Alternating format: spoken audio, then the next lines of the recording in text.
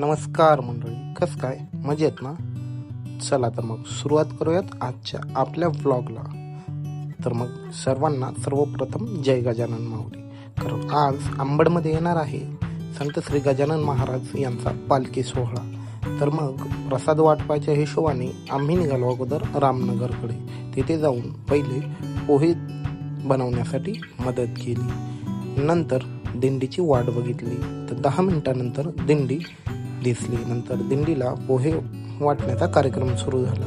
गर्दी जास्त असल्यामुळे वाटपाचा व्हिडिओ काही काढता आला नाही. नंतर लांबच्या लांब अशी दिंडी दिसत होती. सोबत हे फुगेवाले आणि त्यांची जत्राही सोबतच होती.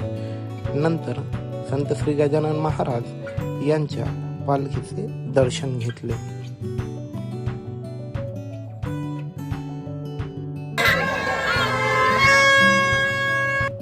नंतर पुढे हीच दिंडी अंबडकडे रवाना झाली.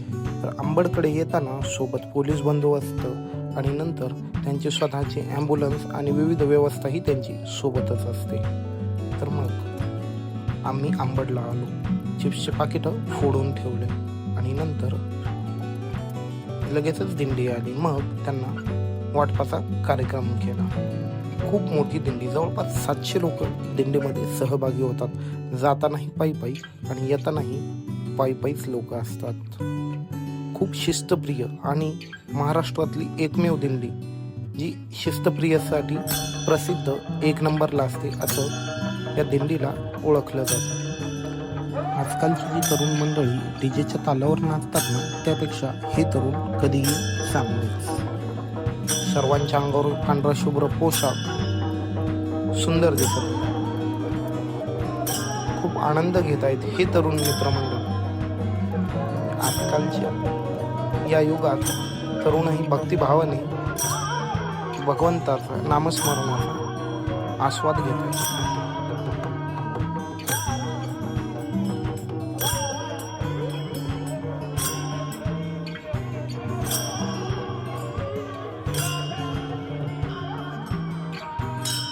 मित्रांनो, मी तुमच्यासाठी कायमच असे व्हिडिओ बनवत राहील, पण यात काही बदल असल्यास तुमचा प्रतिसाद मला कमेंटमध्ये नक्कीच सुचवत जा.